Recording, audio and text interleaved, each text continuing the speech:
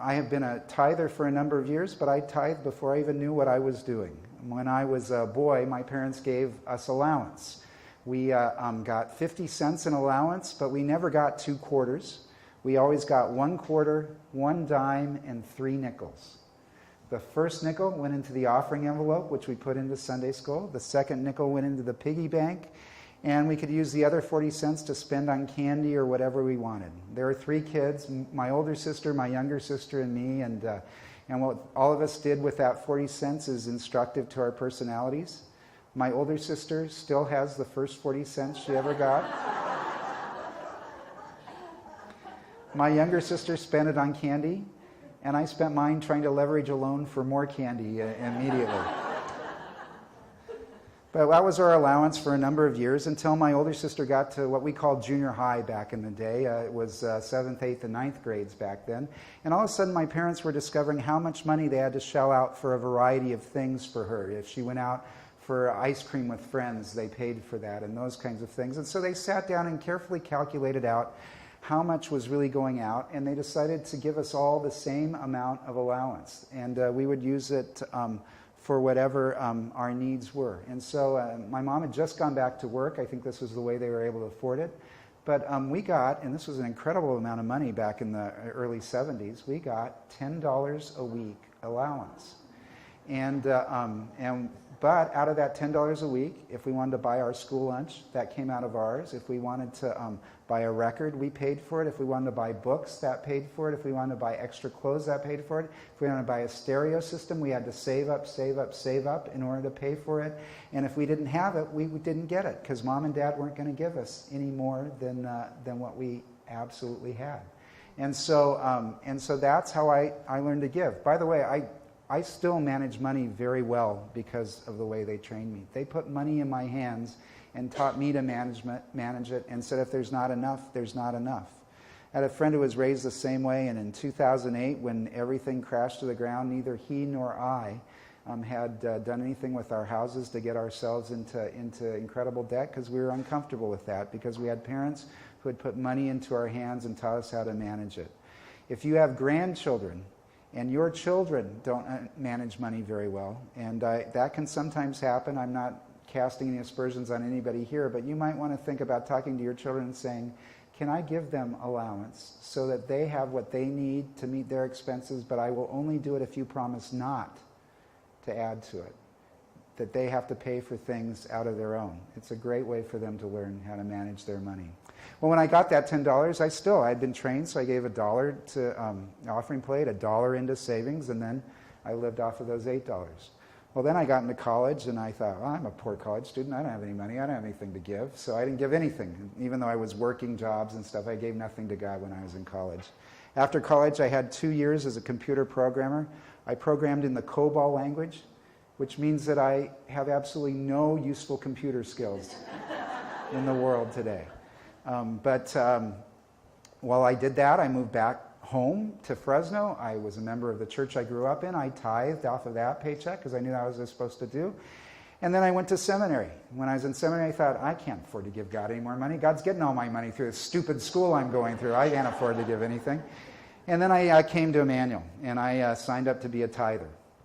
But you know, for the first time in my life, I had real debt. I mean, I had a student loan I was paying off. I didn't have a roommate for the first time in my life, so I had a full apartment to pay for. I had a car payment I had to do. I had insurance and all this stuff.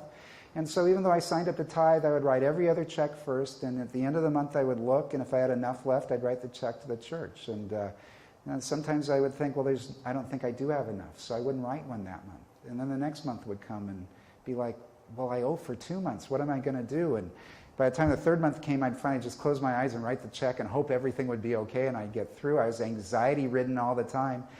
Thankfully, Pastor Bratz had, senior pastor here, had me and our council go to a stewardship workshop about a year, couple of months into my time at Emmanuel. And the stewardship speaker got up and he said, give your first and best to God, which means make your first check you write always your gift to God and God's work. If you give first to God, you will always have enough. If you give last to God, you will never have enough. Well, I'd already tried to give them last to God and found that part was true. I never felt like I had enough. So I gave first to God, and I found that that was true. I did have enough. And while I was here, I started to go beyond the tithe, and when I went into other congregations, I continued to move forward, which doesn't mean that there weren't times when my life was really tough. I remember one time in particular, I had bought a house in Tulare, but I hadn't put 20% down, so I had an escrow account, and that had suddenly gone up like $100 a month because they had miscalculated what was needed in all those escrow accounts. At the same time, my car had broken down. I had a $1,000 car repair bill that wiped out my car repair. And while I could cover the mortgage, it was going to be tough getting that $1,000 back or feeling comfortable. And then soon after these things happened, I got asked to pray at a Vietnam memorial. I said to the guy, "How long do you want me to pray for?" He said, "Oh, just like 30 seconds, just an opening prayer, an invocation to start the memorial ceremony." And so I said, "Sure, I can do that." I wrote a very short, like 3 or 4 line prayer, got up and prayed. At the end, he gave me a check for $50. I said, "What's this for?" He said, "It's for praying." I said, "I didn't do $50 worth of work on this prayer." He said, "Well, this is what we agreed to have, and I'm not taking it back. You need to take it." Well, I didn't feel good about taking it, so I endorsed the whole thing over to the church and went on my way. A couple of days later, I went and prayed at the 50th wedding anniversary for a couple. They asked me, "Pastor, would you pray for us and give thanks to God for our time together?" And so I did that, and they gave me a check for $50. They said, "What? You should give this to the church." They said, "We've given more to the church already. We want you to have this." I didn't feel good about it. I endorsed that check over to the church, and then at a pastor's meeting, conference meeting, I said to one of my pastor friends, "I've been getting all this money that I shouldn't be getting, and I've just been giving it over to the church because people shouldn't be paying me this stuff." And my friend, the pastor, said, "Tell me, are you a tither?" And I said, "Yeah." He said, "Do you need money?" And I said, "Well, yeah, I've had this big car repair bill. I could use money." He said, "Well, try this," he said. "Instead of giving it all to church, just give off of every check you get in the percentage that you would give and see what happens." Well, that week I got called in to do a funeral. Paid like $300. I just gave my percentage and banked the rest. I did a wedding. I did another funeral. I did a few other things. For like 6 months, I had different things coming up at different times. Sometimes I get paid $25, sometimes $50. All kind of legitimate, honoraria for doing stuff. But I got so many that I built up my bank account to that $1,000 that I paid on the car, and then the job stopped.